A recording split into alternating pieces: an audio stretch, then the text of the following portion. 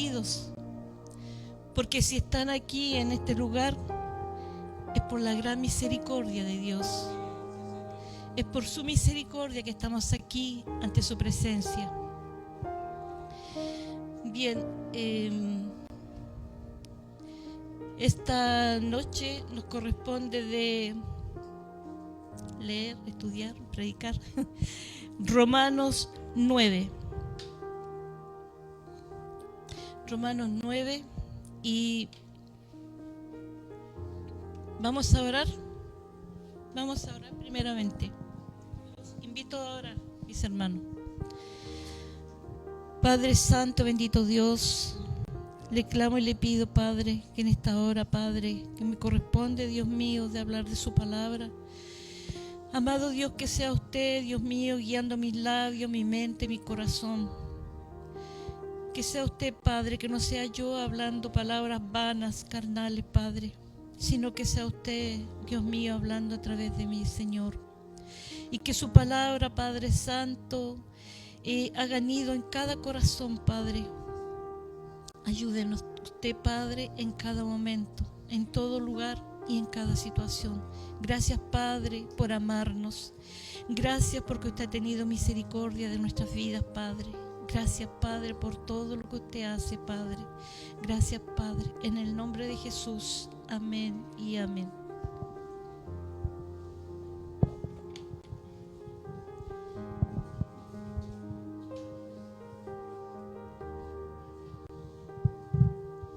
Bien, nos corresponde leer Romanos capítulo 9. Si lo tienen a mano, le damos lectura. En nombre del Padre, del Hijo y del Espíritu Santo. Amén.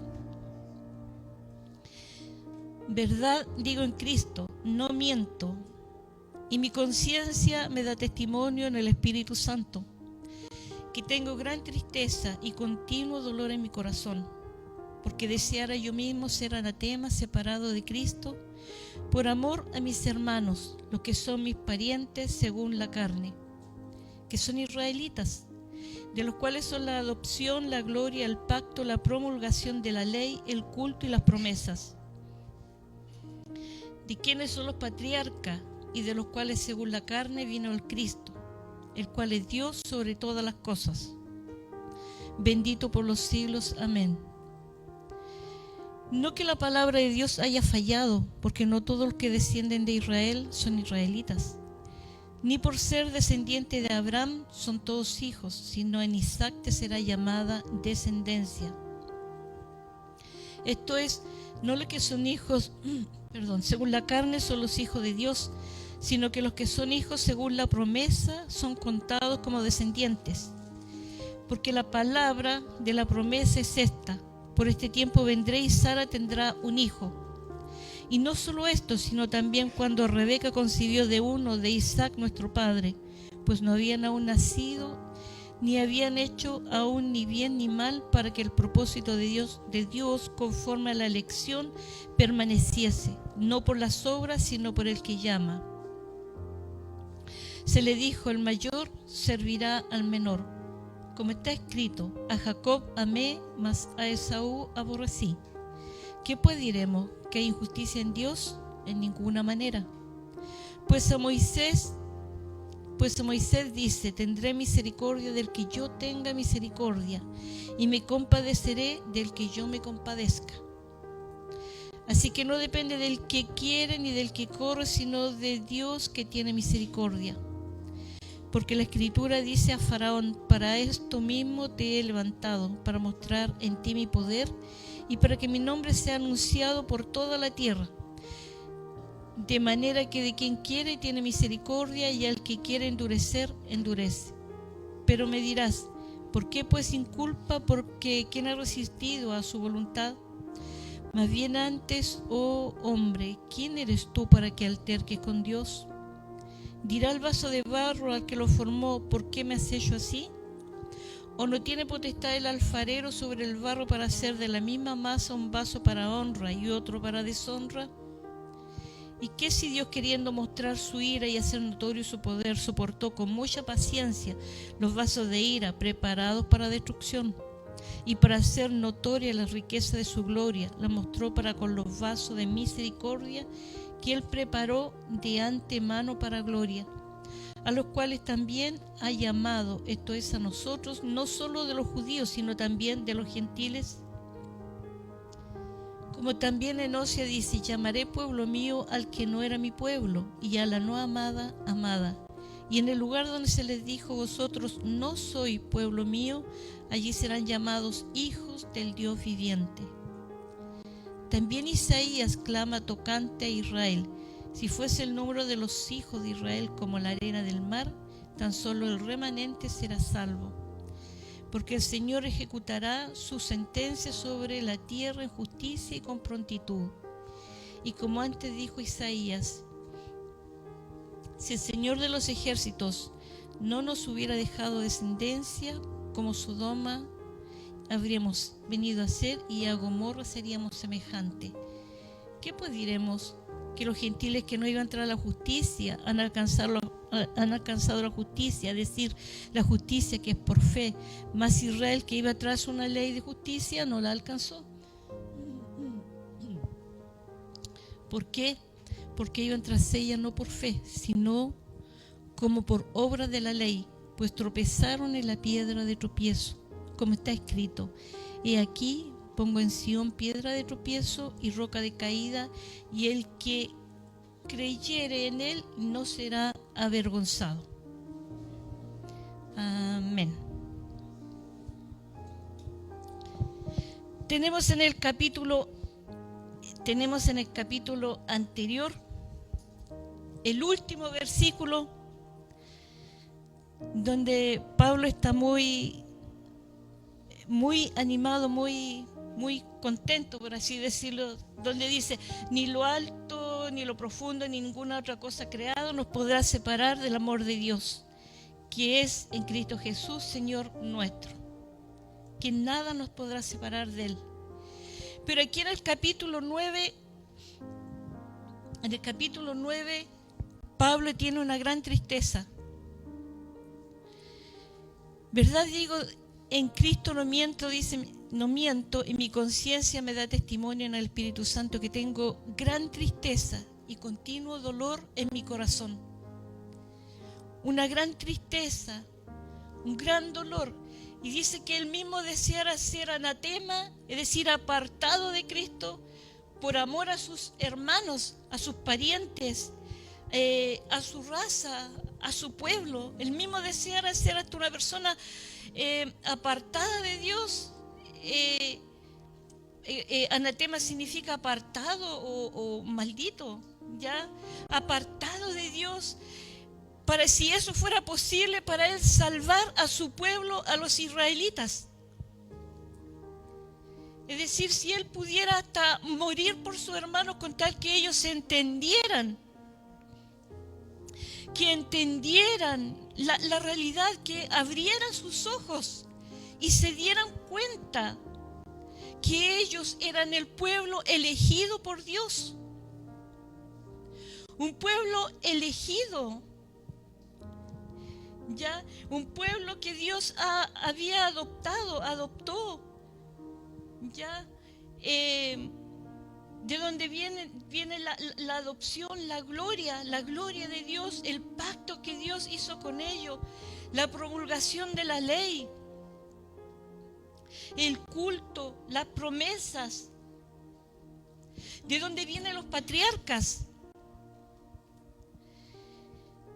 Pero los israelitas no se dan cuenta de esto.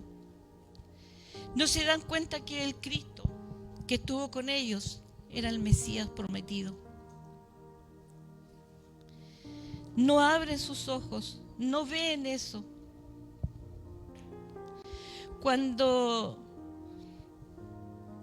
Dios dice que plantó una vid, pero dio un fruto extraño, un fruto desconocido. Cuando uno planta un arbolito, quiere ir a comer del fruto, y que era un fruto delicioso, algo rico. Pero Dios plantó una vid y esa vid dio un fruto extraño. Y tuvo que enviar a su hijo. Dios tuvo que enviar a su hijo para que le enseñara al pueblo, para que guiara al pueblo, le enseñara lo que realmente tenían que aprender. Pero el Mesías estuvo con ellos, resucitó muertos, ¿a cuántos sanó? Y no lo reconocieron, no fue reconocido como el Mesías. Pablo siente profunda tristeza, un profundo pesar, porque los judíos se estaban excluyendo de la salvación que Dios le había prometido en la Escritura. Ellos mismos, solitos, se estaban excluyendo de esta salvación tan grande. Y no hay respuesta de los israelitas a la palabra, a las promesas de Dios. Pablo tenía mucha razón en insistir que Jesús era el Mesías prometido. ¿Cómo explicar al pueblo que había recibido las promesas y no la habían reconocido como tal? Algo grande, algo maravilloso, un pueblo elegido, un pueblo escogido por Dios, y ellos no se daban cuenta. No se daban cuenta.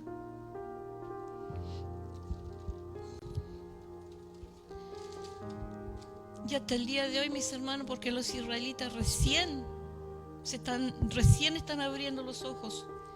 Me refiero en estos tiempos. Pablo también ha insistido que la justificación del hombre es por fe y da ejemplo aquí en este pasaje bíblico, da el ejemplo de Abraham. Y el Evangelio de Jesús es la confirmación de lo que Dios había prometido a su pueblo, como que ellos no la habían aceptado.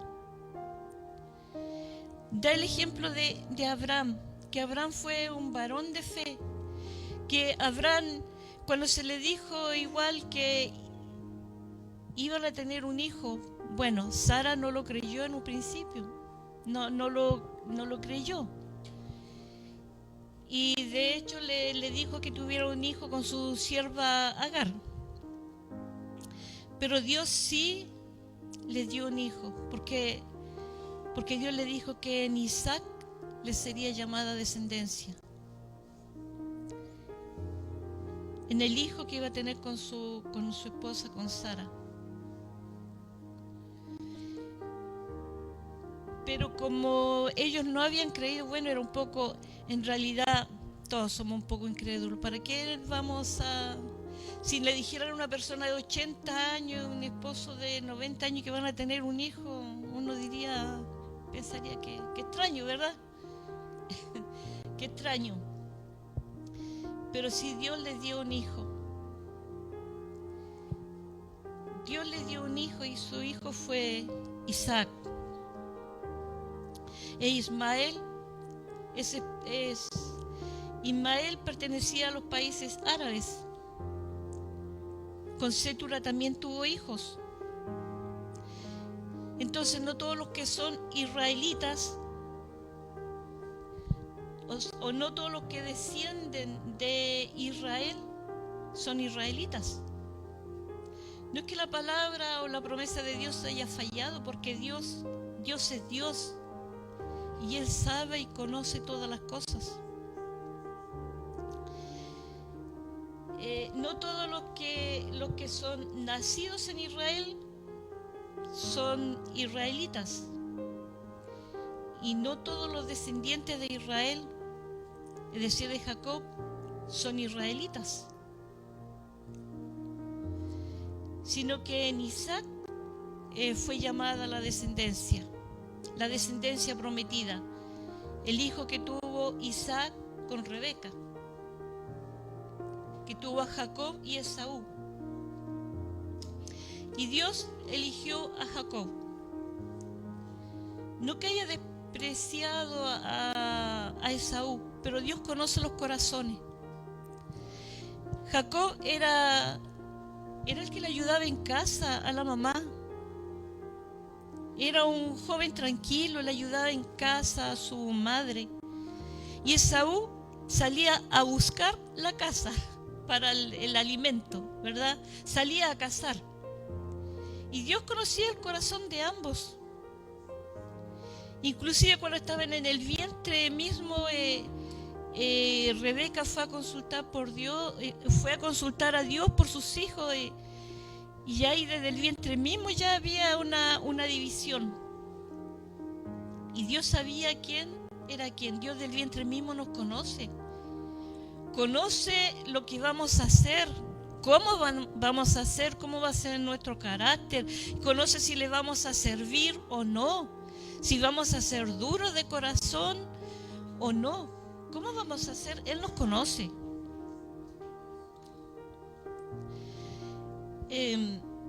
Dios nunca prometió que todos los israelitas iban a ser salvos, ni aun la mayoría de ellos, sino un remanente. Dios siempre trabaja con un remanente. No todos son salvos. Un remanente anticipado por Dios en la Escritura. Cuando Israel fue llevado cautivo a Babilonia, quedó un remanente. Dios rescató de allí a su pueblo y quedó un remanente. Y de no haber un remanente, dice que habría sido como Sodoma y Gomorra. Y díganme ustedes, en estos mismos tiempos, de no haber un remanente que alaba a Dios, ¿cómo seríamos? ¿Cómo seríamos todos? Si no hubiera un puñadito en cada lugar que alaba a Dios, que cree en Dios, que confía en Dios, ¿cómo sería el mundo si no existieran los cristianos? ¿Cómo sería? Seríamos como Sodoma y Gomorra, si el mundo ya está así. Todos sabemos las cosas que están sucediendo en el mundo día a día, las leyes, todo. Sería peor todavía. Así que no nos asombremos si son poquitos los que llegan a la iglesia. Son los que Dios ha llamado, los que han oído el llamado de Dios. Los que tienen un corazón dócil y oyen el llamado de Dios.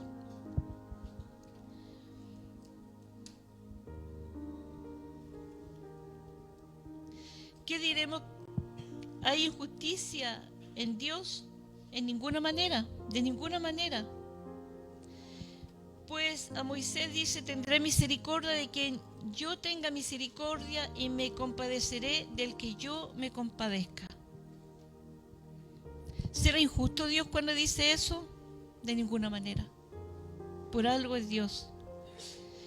Dice: tendré misericordia de quien yo tenga misericordia. Porque Él conoce los corazones. Nosotros le podemos orar y pedir por una persona: mire, Señor, quiero que esta persona usted la salve, usted haga una obra, y Dios dice: yo voy a tener misericordia de quien yo quiera, porque conoce el corazón. Nosotros le podemos estar clamando y pidiéndole fervientemente por una persona, y Dios conoce el corazón, sabe que esa persona, si se llega a salvar, se va a perder igual. O va a partir de este mundo quizás igual. Pero no va a ser un hijo obediente, no se va a rendir a los pies de Dios. Va a ser una persona porfiada, obstinada. Entonces Dios dice: este sí va a ser un hijo obediente, este sí me va a servir, este sí va a alabar mi nombre. Por eso dice: yo tendré misericordia de quien yo tenga misericordia, porque Él es Dios y Él sabe lo que hace. Cuando Faraón endureció su corazón una y otra vez, después de cada una de estas veces, Dios endureció un poco más el corazón de Faraón. ¿Y para qué endureció el corazón de Faraón? Para mostrar su poder, para mostrar su gloria. para mostrar su autoridad y para que su nombre fuera conocido en toda la tierra. Que su nombre fuera conocido por siempre en toda la tierra. Una vez se dice, ¿y por qué esta persona es tan dura de corazón, tan duro esta persona? Por algo debe de ser. ¿Cuál será el plan, el propósito de Dios? Yo me pregunto muchas veces en algunas situaciones, ¿cuál será su plan, Dios mío? Y Él endurece muchas veces los corazones para manifestar su gloria, para glorificarse las personas. Una persona que sea dura, pero Dios sabe que va a ser su hijo. Una persona que no quiera nada con el Evangelio, pero Dios sabe que ese es su hijo o su hija. Y Dios tiene misericordia y no permite que se pierda y lo rescata. Porque ese es mi hijo amado o esa es mi hija amada. Lo rescata. Porque Él nos conoce. Él nos conoce. Por eso dice que el que quiere endurecer, endurece como lo hizo con Faraón, y es por algo, por algún motivo, algún plan de Dios. También esta palabra nos dice que los vasos de ira, el alfarero tomó el barro, hizo unos vasos para honra, para honra y otros de menor honra o de deshonra. Los vasos de ira son aquellos cuyos pecados los ponen bajo la ira de Dios. Hay gente que está en pecado y están bajo la ira de Dios. Y la persona que está en pecado está para la destrucción, pero por su propio pecado. La persona que está en pecado está lista para la destrucción. ¿Pero por quién? ¿Por voluntad de Dios? ¿O por su propia concupiscencia? ¿Por su propia maldad? ¿Le vamos a echar la culpa a quién? ¿Le vamos a echar la culpa a Dios? ¿De la gente que obra mal, que actúa mal? ¿Le vamos a echar la culpa a Satanás o lo hace con ayuda de Satanás? ¿A quién le vamos a echar la culpa de que una persona actúe mal? Si la palabra dice, Dios no tienta a nadie. Me acordé de como tipo chiste, no sé, bueno, el diablo estaba llorando fuera de la iglesia porque todos los cristianos le echaban la culpa de las maldades que hacían. Dios no tienta a nadie. Y lo mejor es echarle la culpa al diablo. Ay, el diablo me tentó. Y caí, no pude soportar la tentación. Somos seres humanos, no animales irracionales. Si Dios está en nuestro corazón, en nuestra mente, en nuestro corazón, nos va a impedir que actuemos mal.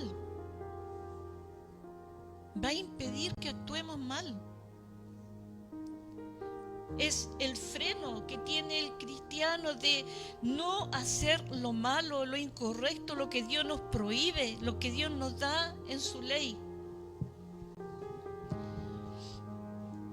Es claro que cuando se refiere a estos vasos de ira, de deshonra, es personas que son creyentes por lo general, creyentes antes de su conversión, antes que se conviertan a Dios, que la persona actúa mal. Pero aún siendo hijos de Dios, muchas veces se atreven a actuar mal.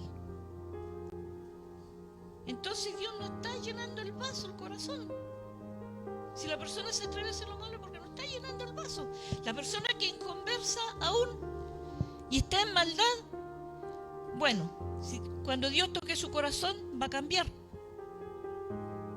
Pero ni aún así, estando dentro de la iglesia, oyendo la enseñanza de Dios, persiste en hacer lo malo. ¿Qué podemos decir? Que Dios no está en su corazón, en su vida. Está siendo un número nada más. Es un número más nada más. Es una banca ocupada nada más. Pero si está en lo malo, no va a ser salvo. Y los vasos de misericordia, de honra, han sido preparados para la gloria de Dios, no para destrucción. Para dar a conocer la riqueza de su gloria. Para darle el honor a Dios, dar a conocer la riqueza de su gloria.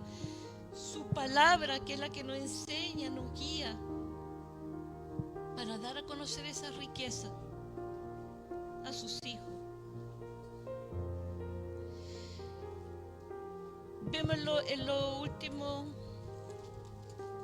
versículos que dice la justicia que es por la fe, que es por fe. Israel consideraba tener una meta correcta, la ley de justicia. Los israelitas, ellos pensaban que por cumplir sus leyes iban a alcanzar la misericordia de Dios. Lavaban bien lavados los vasos, alargaban los flequillos de los vestidos. En día sábado ellos no hacían nada, ni se peinaban, ni cocinaban, ni barrían, no hacían nada el sábado, porque ellos tenían que cumplir con el sábado. No hacían nada y pensaban que haciendo esas cosas ni hablar alto podían. Pensaban que haciendo esas cosas, esas obras de ellos mismos, ni caminar no sé cuántos metros era que podían caminar. Más de eso no, era pecado. Entonces ellos pensaban que cumpliendo esas cosas eran personas justas, que iban a alcanzar la misericordia de Dios. No importa que cayeran en pecado, que hicieran todo lo malo, no importa, pero si ellos en sábado no hacían nada, por ejemplo, ellos eran santos. De hecho, Jesús le dice que si un animalito se le cae el día sábado, ¿no lo van a rescatar? ¿No lo van a sacar acaso? ¿Lo van a dejar que se muera? No, pues si el dueño, un becerro, un animalito, lo que sea, cae a un hoyo, de más que lo van a sacar. Y eso no es pecado. O sea, ellos pensaban que por ese tipo de cosas iban a ser salvos. No entendían, a pesar de que Jesús les explicaba una y otra vez por parábolas, de una y otra manera Jesús les explicaba cómo debían de ser. No entendían. Ellos pensaban que de esa manera era la manera correcta de alcanzar la ley, pero se equivocaron en la manera de alcanzarla. Intentaron llegar a la meta por sus propias obras, por sus propias fuerzas, ya por sus propias acciones. Ni peinarse, ni lavarse ese día, nada, porque todo era pecado. Cosa que es absurdo. Debían llegar a la meta por fe y confiar y depender de la misericordia de Dios. A mí me gusta mucho ese texto que dice, cuando el centurión le pide a Jesús que ore por su criado, que está a su cargo, es su criado, le pide que ore, y Jesús iba a ir a la casa de él, y le dice, yo no soy digno que entres en mi casa, pero da la orden, le dice. Solamente da la orden y lo que Jesús ordenara se iba a hacer, se iba a lograr.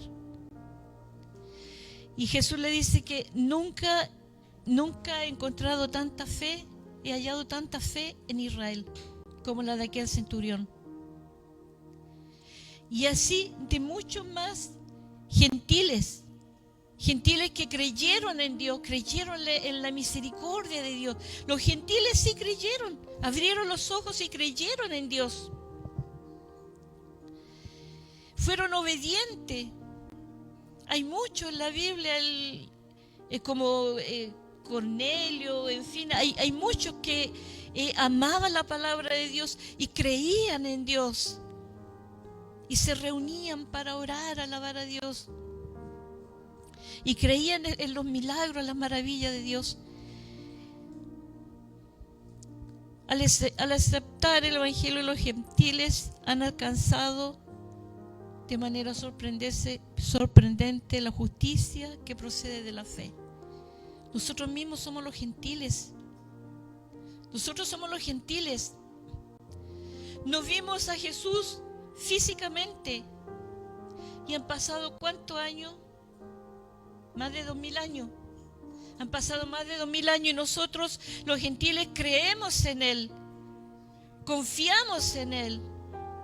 Sabemos que Él sana. Sabemos que Él transforma vida. Sabemos todo lo que Él hace. Y todo está bajo su voluntad. Cuando Él quiere sanar a alguien, lo sana. Está bajo su voluntad. Y por algo siempre hace las cosas. Siempre hay un motivo que nosotros debemos comprender y dejar todo en sus manos. No le hemos visto físicamente, pero le conocemos a través de la Escritura. Yo creo que en cada uno de nosotros Dios ha hecho obras. En mí ha obrado. En mi casa, en mi hogar ha obrado. En cada uno de mis hijos y de mi esposo y en mí, en cada uno de nosotros Él ha obrado. Por eso yo tengo mucha fe en Él, confío mucho en Él. Confío en Él, claramente. Y a cualquiera le puedo decir, ten fe, porque Dios es quien obra. Dios es quien transforma vida. Cuando a veces mi esposa aquí, allá, o mi hijo, no temas. Pero eso sí, dobla la rodilla y clama a Dios. Así como Moisés intercedió por el pueblo y así como Jesús dio su vida por la humanidad, por todo lo que hace, para que todos los que se acerquen a Él sean salvos, ¿verdad? Y nosotros, si queremos que alguien de nuestra familia se salve, también debemos de interceder.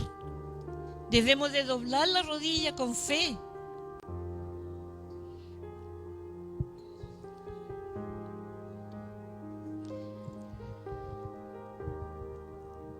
Los israelitas persistieron obstinadamente tratando de obrar por su propia justicia, por méritos personales, y tropezaron en la piedra de tropiezo, Cristo Jesús el Señor. Los israelitas, claro, ellos hacían por su propia obra, sus propios sacrificios, querían ser salvos. Y no entendían nada. El mismo Nicodemo, cuando Jesús decía que había que nacer de nuevo, él dijo, pero ¿cómo puede un varón, un anciano ya entrar por segunda vez en el vientre de su madre? No entendían nada, no captaban, ¿verdad? La venida del Mesías será para algunos piedra de tropiezo y roca de caída. ¿Cuántas iglesias ustedes cuando ven por internet, inclusive no por internet, hay 100, 200 personas? Pero allí se le predica que todo está bien, que todo es bueno. ¿A usted no le agradó su esposo? Cámbielo. ¿No le agradó la esposa? Cámbielo. Fornicación, adulterio, allí todo pasando. ¿Irán al cielo? La piedra de tropiezo es Cristo, porque a Él le gustan las cosas sanas, limpias, transparentes. Sin santidad nadie llegará a su presencia. Y a Dios le gustan las cosas correctas. Y Jesús va a ser la piedra de tropiezo para muchos en su venida. Y si nos vamos santos y llegamos ante su presencia, va a ser allí que nos vamos a estar con Él. Bien, la soberanía de Dios no es para condenar a los hombres que no debieran de ser salvos, sino más bien en la salvación de los hombres que que deberían haberse perdidos por su maldad. ¿Cuántos hombres, quizás cuántas personas debieran de haberse perdido por su maldad? Pero Dios tuvo misericordia. Dios tuvo misericordia, los lavó, los limpió, porque el arrepentimiento fue verdadero. Hay mucha gente que dice, sí, me arrepiento, pero es mentira. Se arrepienten por un tiempo. Después ven que el camino es muy derecho y mejor se salen del camino. Cuando hay arrepentimiento verdadero, porque Dios conoce los corazones, ¿a quién vamos a engañar? ¿Vamos a engañar a Dios? A los demás podemos engañar, pero a Dios no. Y Dios sabe cuando hay un arrepentimiento verdadero. Y por eso Él tiene misericordia de quien quiere tener misericordia. En Apocalipsis 22:17 dice, el que quiera tomar del agua de la vida, el que quiera tome del agua de la vida gratuitamente. Todo el que viene a mí, no le echo fuera, dice otro texto bíblico. Llamad y se os abrirá. Ese es el Dios verdadero. Un Dios puro, un Dios santo, un Dios que nos ama, un Dios que ha tenido misericordia con nuestras vidas. Un Dios al que debemos de seguir adorándole, alabándole cada día, porque Él es justo, Él es correcto, Él es perfecto. Que Dios nos ayude, mis hermanas, hermanos, que Dios nos ayude, nos guíe cada día y que siempre, cada día Él nos ayude en este caminar en perfección. Que cada día nos perfeccionemos, que cada día lo que hay malo en nuestra vida Él los vaya sacando, los ganchitos malos, que Él los vaya podando y para que un día podamos estar allí ante su presencia. Hasta aquí su palabra. Dios les bendiga muchísimo y oremos. Padre Santo, Padre bendito, Dios Todopoderoso, Señor, y aquí su palabra, Padre. Que su palabra quede atesorada en cada vida, en cada mente, en cada corazón. Gracias, Padre, por tener misericordia de nuestras vidas, Padre. Gracias, Padre, porque nuestro corazón, nuestro oído, Dios mío, ha sido dócil a su llamado, Padre. Gracias, Padre, porque aunque somos un remanente pequeñito, un puñadito, Padre Santo, que usted tiene en este lugar y en cada lugar donde se adora su nombre, Padre. Gracias, Padre Santo, porque le adoramos a usted, al Dios vivo, al Dios todopoderoso, Señor. Bendiga nuestras vidas cada día. Bendiga a cada familia representada, Padre. Oh Dios todopoderoso, que su palabra haga nido, haga un nido allí en cada corazoncito, Señor. Bendíganos grandemente, Padre. En el nombre de Jesús. Amén y amén.